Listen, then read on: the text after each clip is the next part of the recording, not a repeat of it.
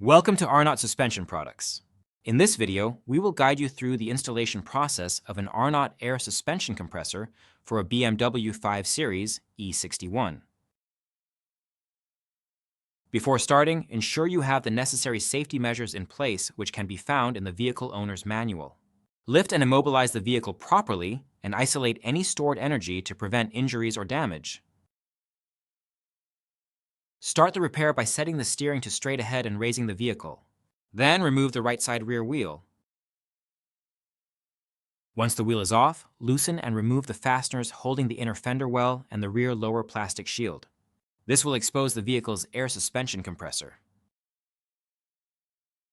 Disconnect the two electrical plugs from the rear of the compressor. Moving on to the valve block.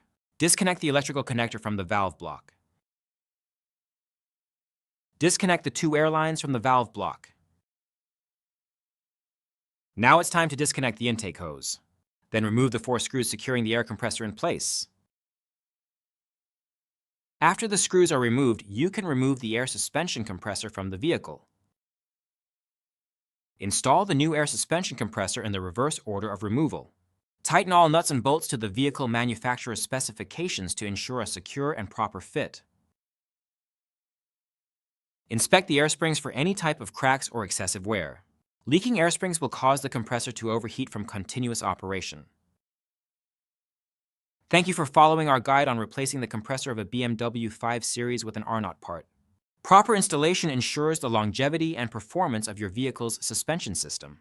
Stay safe and happy repairing.